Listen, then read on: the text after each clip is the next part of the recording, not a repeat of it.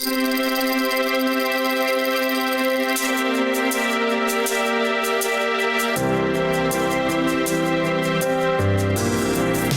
bienvenido a un episodio más de Sensor UABC. Yo soy Roberto Sánchez y como bien sabes, en este programa le damos seguimiento a distintos eventos deportivos, artísticos y culturales relacionados a distintos cimarrones. Y el día de hoy no será la excepción. Pero para platicarnos un poco más, saludaré con mucho gusto a mi compañero Antonio. ¿Qué tal? Mi nombre es Antonio Herrera y hoy, además de enfocarnos en el quehacer universitario, también podrás enterarte de información que nuestros entrevistados y reporteros traen para ti en relación al cuidado de la salud y a temas de divulgación. El día de hoy también nos enfocaremos en un tema en el que hemos coincidido, el Día del Amor y la Amistad. Un elemento característico del 14 de febrero son las tarjetas de presentación, y en muchos sitios de internet se cataloga a la norteamericana Esther Howland como la precursora de este elemento a nivel comercial. Se dice que en 1840 fue cuando creó toda una red de producción y tras muchos años de esfuerzo y dedicación logró diseñar un catálogo de alrededor de 130 oraciones distintas. Es increíble cómo después de tantos años la seguimos utilizando. Más adelante te contaremos algunos datos interesantes sobre el día de San Valentín. Pero antes, en la sección de Detrás de, conoceremos a Heriberto López, director del Instituto de Investigaciones Sociales, que recientemente dio una conferencia para la Facultad de Humanidades y Ciencias Sociales. Y en la sección de Marcador tendremos un poco de información sobre el waterpolo. Ya comienza Sensor UABC. Detectando el quehacer universitario.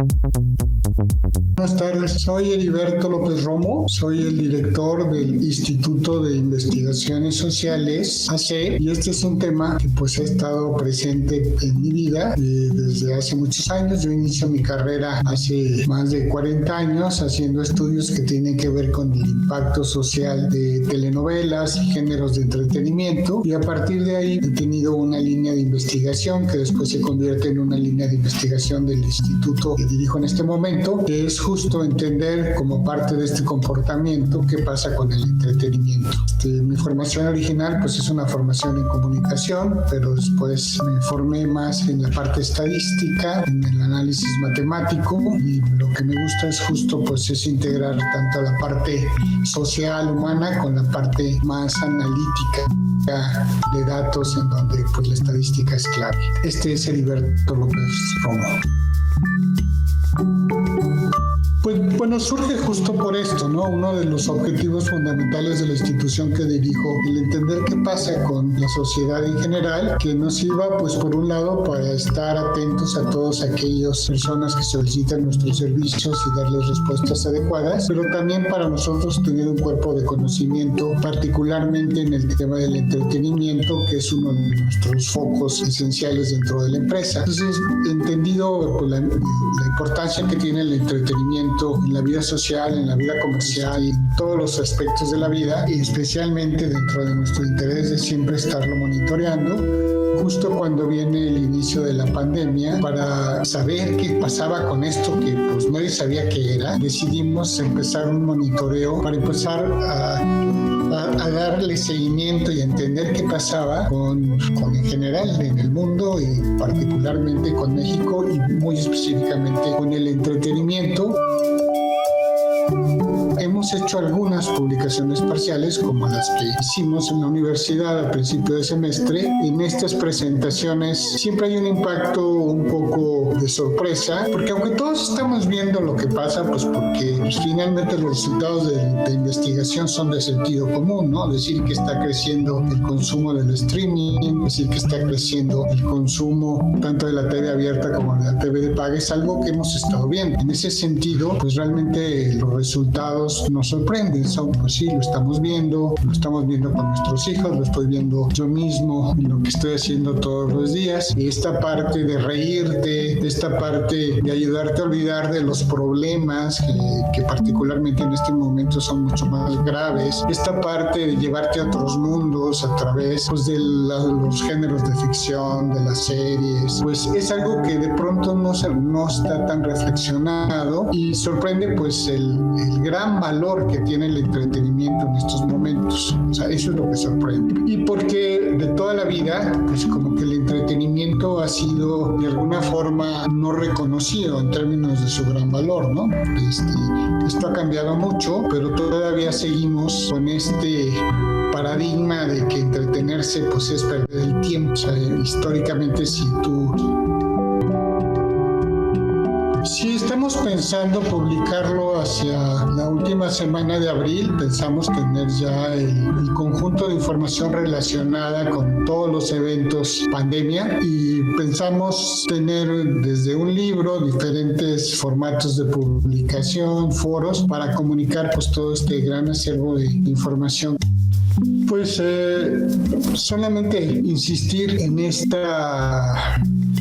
planteamiento, en esta premisa, que el entretenimiento tiene un valor muy especial y muy poderoso en todos los momentos, pero particularmente en este momento, ¿no? Que habría que asumirlo con toda libertad, con toda alegría, porque esa es la forma como podemos revitalizar a las sociedades, esa es la gasolina para que podamos retomar este reto de enfrentarnos a estos momentos y a estas crisis.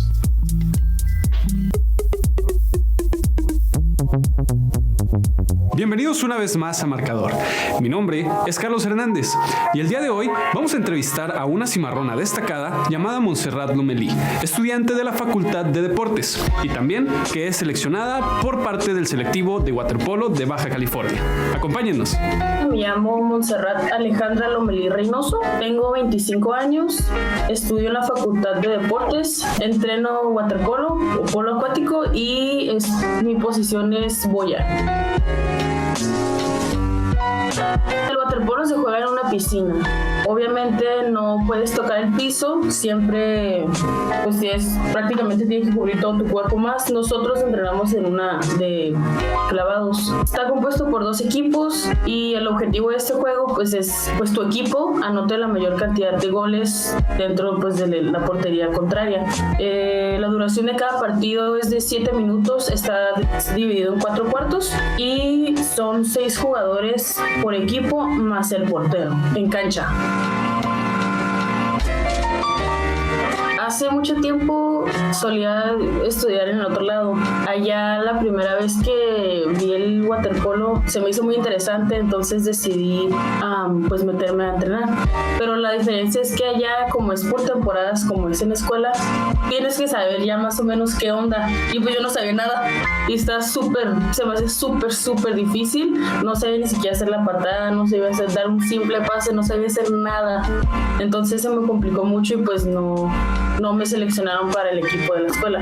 Y ya después de eso pasó como unos 5 o 6 meses y unos primos que también juegan con el equipo de Baja fueron a una competencia en el otro lado y los fui a ver y pues ahí me di cuenta que nada que ver. Obviamente pues ellos ya tenían mucho más tiempo de práctica, pude ver cómo el entrenador se desenvolvía con los niños, con las niñas, todo súper paciente, súper bien, corrigiendo aquí y allá. Entonces pues, eso fue más que nada lo que me encantó, de que aparte que ya me gustaba el deporte, cómo era que el entrenador se desenvolvía con sus atletas.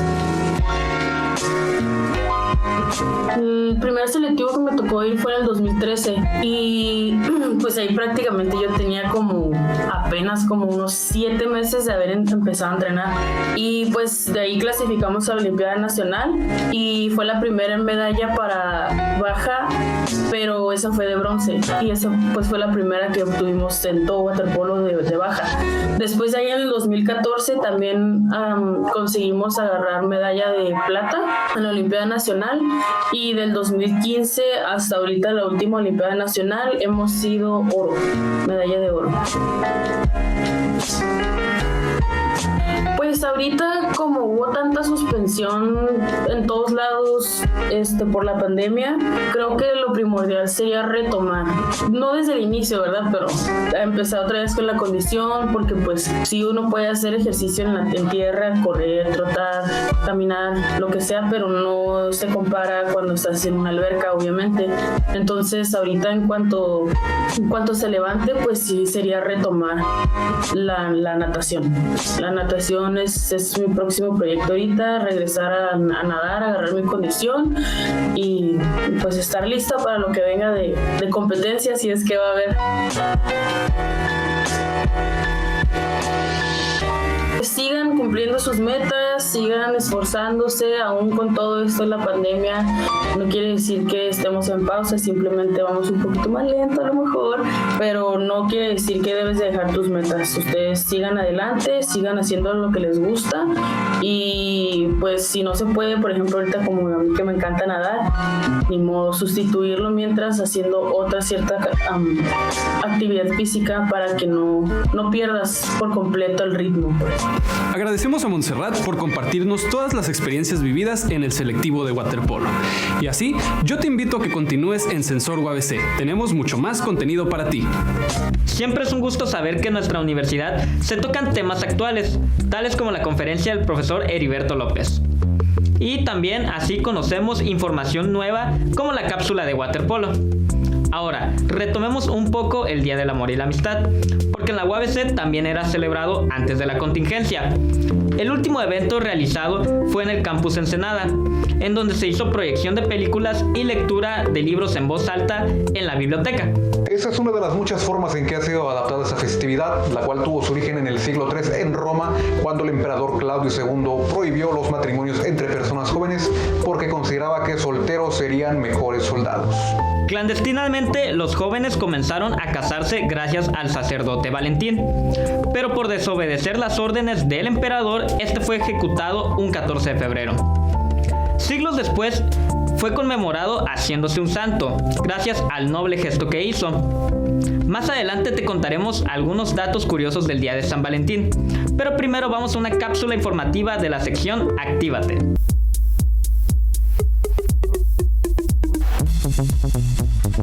Hola, ¿qué tal? Yo soy Tony Marshall y sean bienvenidos una vez más a otro episodio de Actívate. Continuando con el tema del capítulo anterior acerca de algunos mitos y beneficios acerca del ejercicio, el día de hoy te compartiremos también algunos consejos sobre alimentación y claro, datos importantes para tus rutinas al ejercitarte, como los ejercicios ideales que incluso puedes realizar en casa, dependiendo claro de si quieres bajar de peso, aumentar masa muscular o simplemente tener una buena condición física. En estos tiempos es normal que hayas aumentado unos kilitos de más y que haya acumulación de grasa, especialmente en la zona abdominal. Esto puede ser entendido como consecuencia de permanecer demasiado tiempo sentado, especialmente después de comer. Al estar nuestro cuerpo en reposo, nuestro metabolismo de alguna forma se alenta, por lo cual lo que menos debemos hacer es quedarnos sentados. Basta con un par de minutos de pie y caminar un poco para ayudar a nuestro cuerpo a digerir de mejor forma y de una manera más rápida los alimentos. Cualquiera podría pensar, y como hemos escuchado en palabras de muchos de nuestros padres, que movernos inmediatamente podría hacernos daño, que necesitamos reposar los alimentos, especialmente si nos encontramos muy llenos. Para empezar, no deberías llenarte en exceso. Basta con estar satisfecho para no causar problemas al estómago al momento de la digestión.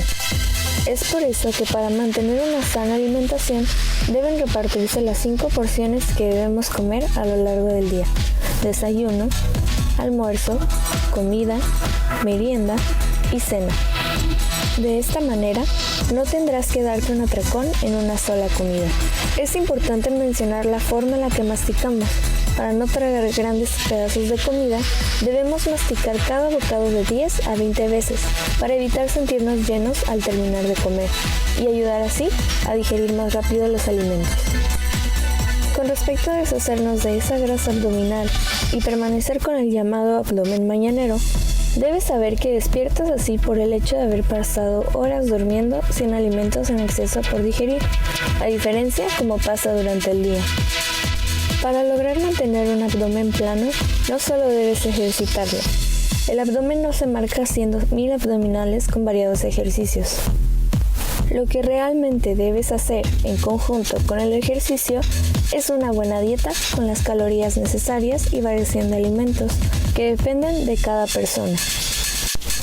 Ahora sabemos que la dieta y el ejercicio son importantes, pero ¿qué tipo de ejercicio debes realizar? Existen 2 tipos, el aeróbico y el anaeróbico.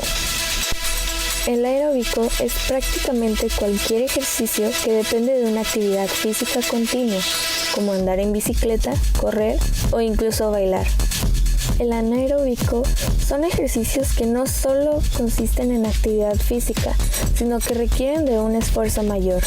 Estos ejercicios se realizan en tiempos cortos debido a la fatiga que puede ocasionar, como sentadillas con peso, lagartijas, así como cualquier ejercicio que requiera un número estimado de repeticiones. Lo ideal para crear resistencia, fuerza y una condición física óptima es combinar ambos tipos. Si lo que buscas es aumentar la pérdida de peso, tendrás que enfocarte al ejercicio aeróbico, con extensiones de tiempo de hasta hora y media a 2 por día.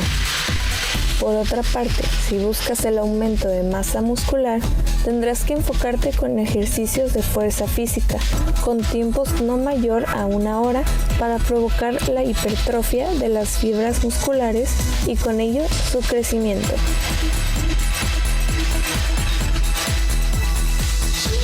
Ahora ya sabes, si quieres bajar de peso, busca ejercicios que no te cuesten mucho realizar, pero que puedas extender su duración para aumentar el gasto de calorías y con ello, claro, la pérdida de grasa. Bueno, sin olvidar lo más importante, una alimentación balanceada. Nos vemos en la próxima cápsula. Agradecemos a nuestros cimarrones por la cápsula informativa, mostrándonos que el ejercicio no solamente nos beneficia física, sino también psicológicamente. Es fundamental trabajar cada aspecto, así como cuidar de nuestra alimentación para poder mantenernos sanos. Continuando con algunos datos curiosos, hablemos del principal símbolo del día de San Valentín, Cupido. Cuando mencionamos este nombre, principalmente se nos viene a la cabeza amor. Y en efecto, eso es lo que significa. En la mitología romana, Cupido es conocido como el dios del amor o el deseo amoroso. Y es por eso que tiene una estrecha relación con este día. Quizás no le prestamos mucha atención porque estamos muy acostumbrados a la silueta, pero normalmente es representado como un niño con alas en la espalda, con pañales, y como dato extra también a veces se le ve con los ojos vendados. Esto como una representación de que el amor va más allá de la apariencia, por no decir que es ciego en ocasiones. En la actualidad se le puede ver en infinidad de objetos como lo son tarjetas, chocolates, ropa, pues ya saben, regalos típicos de esta festividad. Más adelante te contaremos la forma en la que descubrimos cómo se celebra el día de San Valentín en otros países. Pues hay algunas maneras distintas y particulares de hacerlo. Pero primero vamos a las últimas cápsulas del día de hoy, de las secciones Soy Cimarrón y de visita.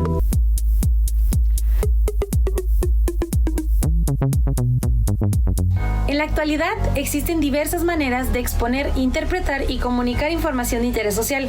Desde blogs, periódicos y revistas digitales es que logramos obtener información al alcance de un clic. Mi nombre es Ugel Lira y hoy en Soy Cimarrón te presentamos a Enrique Martínez Apodaca, estudiante en la licenciatura de Ciencias de la Comunicación en UABC Otay, quien es parte del equipo de Linotipia, un blog en internet dedicado al análisis de fenómenos sociales actuales. A continuación, te hablamos un poco más de ello. Linotipia es un medio digital que se dedica al periodismo, a la difusión literaria, ¿no? A la difusión cultural, sobre todo. Es un medio que surge con este nombre porque la linotipia es una máquina que se hizo en los 800 y algo, que es para mecanizar el proceso de composición de los textos al momento de ser impresos, ¿no? Entonces, por eso tiene este nombre.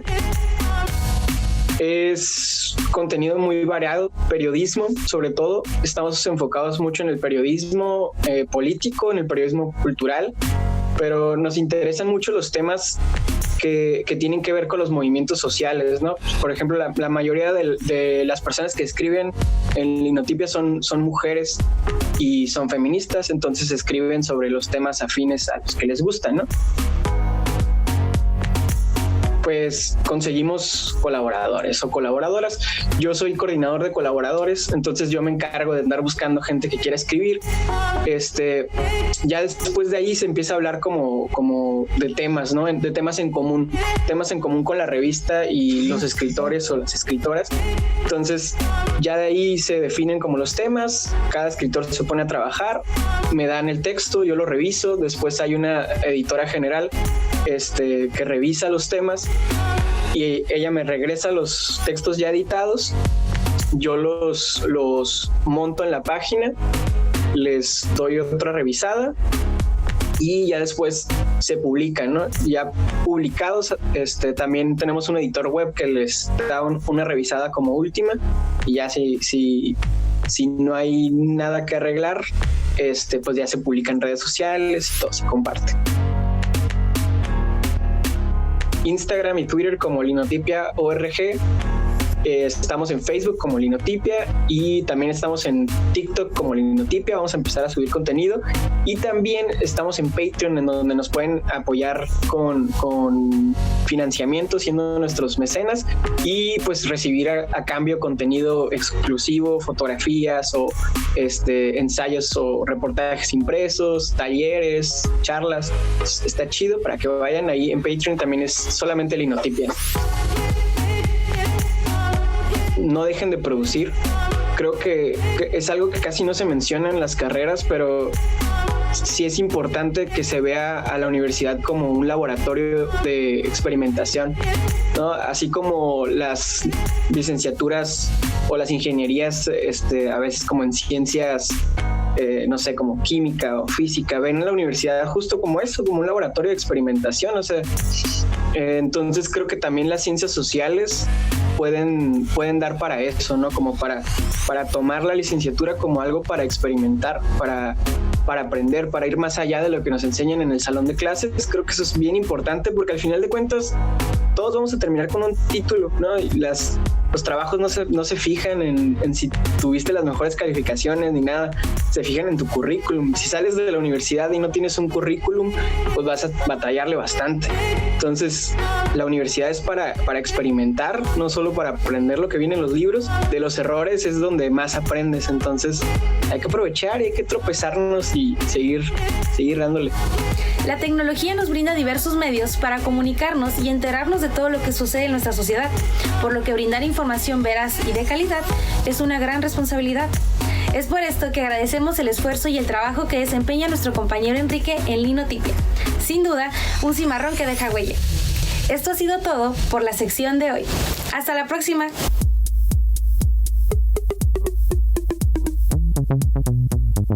Hola, ¿qué tal amigos de Sensor UABC? Mi nombre es Carlos Mastache y bienvenidos a De Visita.